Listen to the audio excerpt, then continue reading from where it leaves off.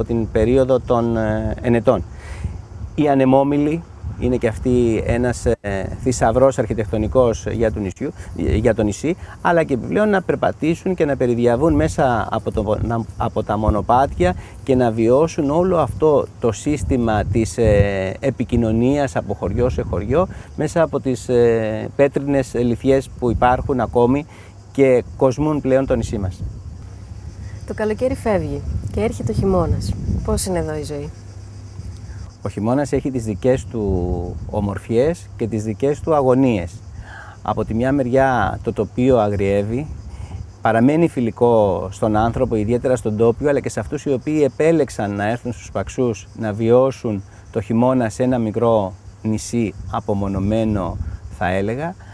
Και από την άλλη πλευρά έχουμε το πρόβλημα της επικοινωνίας, συγκοινωνίας, που ήταν ιδιαίτερα οξύ τον τελευταίο χρόνο που περάσαμε. Ελπίζουμε φέτος ότι παρόλες τις δυσκολίες που υπάρχουν λόγω της κρίσης και της αύξησης των καυσίμων, να έχουμε κάποια σταθερά δρομολόγια, είτε με την Κέρκυρα είτε και με την Ιγουμενίτσα, για να μπορούμε να έχουμε εξασφαλισμένη την μετακίνησή μας και στη μία πλευρά και στην άλλη, και να είμαστε προσβάσιμοι και από τους ανθρώπους οι οποίοι θέλουν να έρθουν στο νησί το χειμώνα. Ξέρετε, η ζωή είναι για όλο το 12μηνο στα νησιά, και έτσι θα πρέπει να την βλέπουν αυτοί οι οποίοι έχουν κατά κάποιο τρόπο τις τύχες των νησιών στα χέρια τους.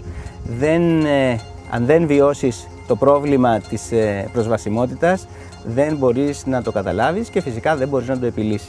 Φεύγοντας από τους Παξούς, τι μπορεί να πάρει κάποιος, τι ντόπιο βγαίνει από τους Παξούς προϊόν? Υπάρχει λάδι, σαπούνι, ρίγανη, μέλι, ένα σωρό τοπικά προϊόντα, τα οποία αξίζει τον κόπο να τα γευστεί, και μάλιστα αν βρει κανείς και κρασί αντιπάξεων, θα είναι το καλύτερο δώρο που μπορεί να κάνει και στον εαυτό του αλλά και στους φίλους του.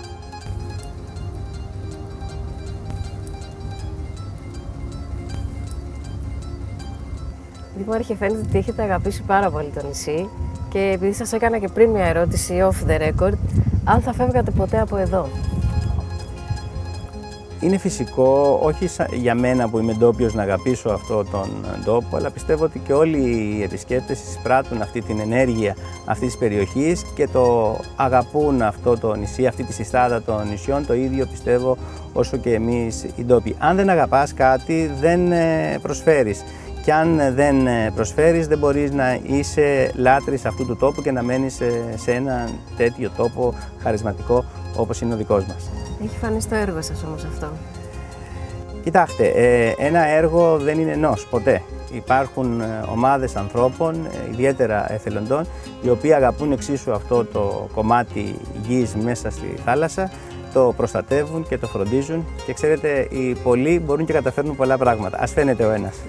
Εγώ να ομολογήσω ότι χάρηκα πάρα πολύ που σας γνώρισα και εύχομαι πάντα επιτυχία στο έργο σας και στην προσωπική σας ζωή. Να είστε καλά. Και εμείς σας ευχαριστούμε πολύ για το ενδιαφέρον που δείξατε για το νησί μας. Να είστε καλά, ευχαριστούμε πολύ. Και εμείς.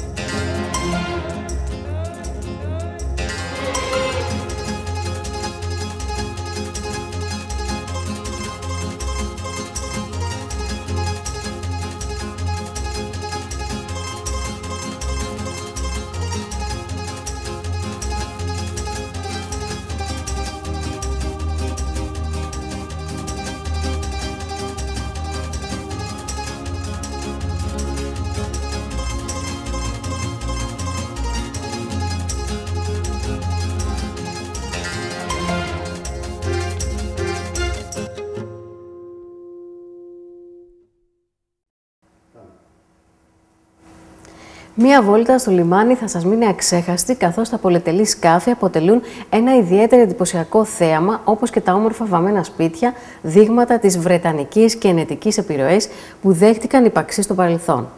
Κυρίες και κύριοι, από το ερωτικό καταφύγιο του Θεού Ποσειδώνα, το καταπράσινο νησί του Ιωνίου με τις παραμυθένιες παραλίες, τα εξωτικά φιόρδ με τις θαλάσσιες σπηλιές, καλή διαμονή πάντα αλλά ελληνικά.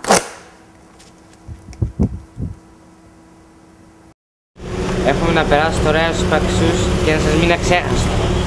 Εντάξει. Εγώ πέρασα πάρα πολύ ωραία και τώρα φεύγω. Ήταν το hot spot για το Super B. Πολλά φιλιά σε όλους, ευχαριστούμε πολύ. Γεια σας. Και τα ωραία σαντουιτσάκια από εδώ το φίλο μου και τα καφεδάκια. Ανδρέας. Ο Ανδρέας. Σαν να ζητώ μες στην πόλη τριγυρνώ, σκοτάδι πυκνό ντύνω με τον ουρανό, γύρω πόρτες κλειστές, ίδιες όπως χτες και προχτές, ώρες άδειες, μόνες φρίχτες.